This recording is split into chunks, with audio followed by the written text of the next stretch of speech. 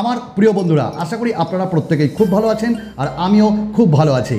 আপনাদের মধ্যে কেউ যদি এই মুহূর্তে কোনো স্মার্টফোন কিনতে চলেছেন তাহলে বলবো জাস্ট ওয়েট করে যান এই মাসটা, কারণ এই মাসে অনেক স্মার্টফোন বুক ফাটাবে, অনেক স্মার্টফোন আসছে। তার মধ্যে একটি পোকোর পক্ষ থেকে পোকো F3 GT, যা খুব তাড়াতাড়ি বুক ফাটাতে চলেছে। আর এটি Redmi K40 Gaming Enhanced Editionের রিব্র্যান্ডেড ভার্সন। তাতে কোনো সমস্যা নাই, তাতে কোনো দুঃখ নাই। তবে যদি ভালো প্রাইসে পোকো F3 GT লঞ্চ হয় তাহলে বলবো অসাধারণ। আর এই ভিডিওতে পোকো F3 GT কতটা ভালো কতটা খারাপ তা আপনাদের সঙ্গে শেয়ার করব। অবশ্যই থাকছে স্পেসিফিকেশন রিভিউ আর সাথে আমার অনেস্ট ওপিনিয়ন। আর এই পুরো ভিডিওটাই অ্যাজ ইউজুয়াল প্রত্যেক দিনের মতন থাকবো আপনাদের আমি সুমন ভাই। টুপি পরে ভিডিও করছি, গালাগালি করবেন না বা খারাপভাবে দেখবেন না, কারণ পয়সা নাই।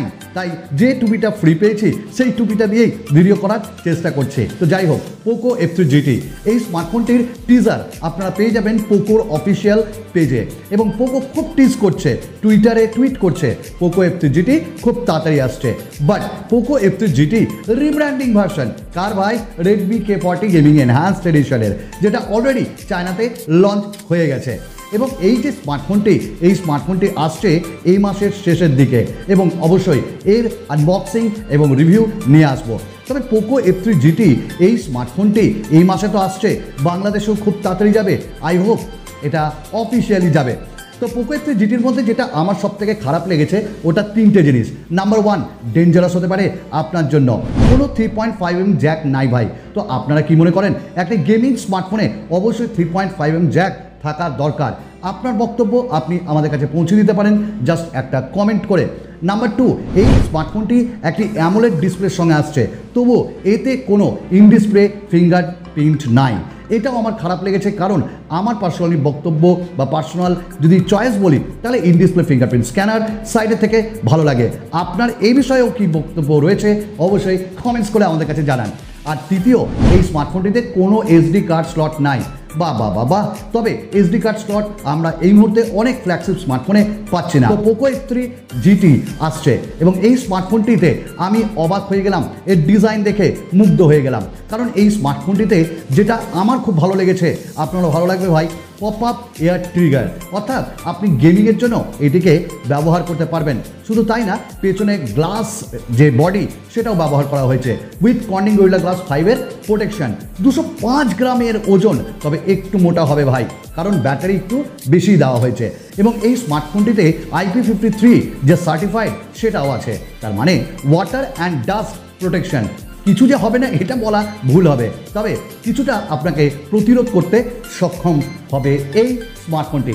আমরা এই স্মার্টফোনটির আরেকটা জিনিস দেখলাম, সেটা হলো কোনো 3.5mm জ্যাক নেই, তবে রয়েছে আয়ার ব্লাস্টারের মতন দারুণ একটা ফিচার্স। আপনি দৈনন্দিন জীবনে এটা লাগাতে পারবেন। এবং সাইডে ফিঙ্গারপ্রিন্ট স্ক্যানার। এবং এই স্মার্টফোনটি যদি আমি ডিসপ্লে নিয়ে বলি না, তার আগে দেখুন ডিজাইনটা কিন্তু আপনারও মন কাড়বে, কারণ একটা অসাধারণ ডিসপ্লে যে ডিজাইন সেটা দেওয়া হয়েছে। এবং ডিসপ্লে 6.67 ইঞ্চেসের ডিসপ্লে। ভাই ডিসপ্লে যদি আমি দেখি তাহলে বেশ বড়, তবে যেটা ভালো লেগেছে সেটা অ্যামোলেড ডিসপ্লে।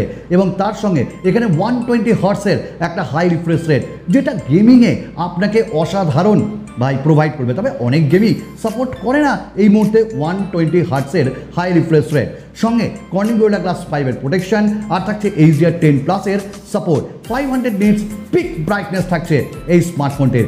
তো অসাধারণ হতে চলেছে এর ডিসপ্লেও। শুধু একটা জায়গায় আমার বক্তব্য, ইন ডিসপ্লে ফিঙ্গারপ্রিন্ট স্ক্যানার কেন নাই জানি না। চলুন আমরা এই স্মার্টফোনটি যদি ভ্যারিয়েন্টস দেখে নিই, তবে এটি তিনটে ভ্যারিয়েন্টসে আসবে, 6GB, 8GB আর 12GBর মতন ভ্যারিয়েন্ট, সঙ্গে 128GB এবং 256GB। তো আপনার কি মনে হয় 128GB থাকলে কি মাইক্রো SD কার্ড স্লট দরকার? না থাকলে ভালো হতো। এই স্মার্টফোনটিতে UFS 3.1 স্টোরেজ টাইপ, সঙ্গে LPDDR4X র্যাম টাইপ। তো ফাস্ট অ্যান্ড ফিউরিয়াস, কি বলে ফেললাম, আরেকটা স্মার্টফোনের ট্যাগলাইন আমি এখানে ব্যবহার করে ফেললাম। বন্ধুরা, কোথাও যদি আপনাদের এই ভিডিও ভালো লাগে তাহলে অবশ্যই আমাদের পরিবারের সদস্য হন, আর হতে গেলে একটা সাবস্ক্রাইব, আর অবশ্যই লাইক করবেন। এই ভিডিওর লাইক টার্গেট মাত্র 1000। এই স্মার্টফোনটিতে যে প্রসেসর ব্যবহার করা হয়েছে না ভাই, অসাধারণ।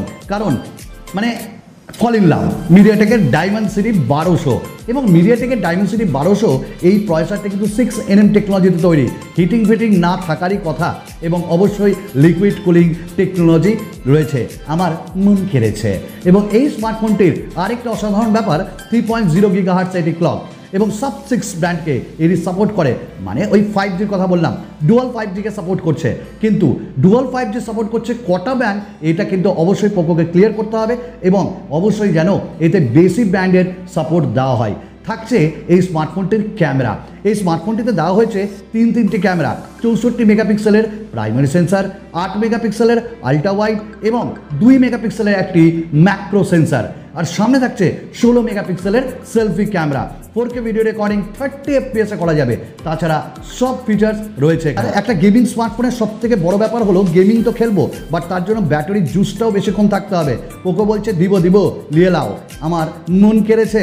এই স্মার্টফোনটিতে দেওয়া হয়েছে 5065 mAh battery with 67 watt fast charger এবং স্মার্টফোনটি অসাধারণ ডুয়াল স্পিকারের সাথে JBL টিউন। তো এই হলো এই পোকো F3 GT, আসছে খুব তাড়াতাড়ি এই মাসের শেষে এবং এর দাম যদি আমরা বলি তাহলে ইন্ডিয়া প্রাইস যদি আমরা বলি চায়না ইউয়ানকে ধরে তাহলে তো 25,000 দাঁড়ায়। তবে 25,000 এই স্মার্টফোনটির বেস ভ্যারিয়েন্ট পাওয়া যাবে না ইন্ডিয়াতে, আই হোপ 27,000। আর 27,000এও যদি এই স্মার্টফোনটি লঞ্চ হয় আমি বলবো এক প্রকার দারুণ। হ্যাঁ, ওই তিনটে জিনিস আপনাকে কম্প্রোমাইজ করতে হবে। নাও দ্য প্রাইস অফ বাংলাদেশে কত দামে লঞ্চ হতে পারে এটা দেখুন, এক্স্যাক্ট আইডিয়া করে তো আমি বলতে পারবো না, বাট লিটল বিট যদি আমি একটু এক্সপেক্ট করি তাহলে ওই 32-33,000 হতে পারে। আপনি বলুন Redmi K40 Game Enhanced Edition অথবা এই যে পোকো F3 GT, তার জন্য আপনি কতটা এক্সাইটেড ওই পপ আপ ট্রিগারের জন্য। আর এই স্মার্টফোনটি আমি অবশ্যই আনবক্সিং আনবো।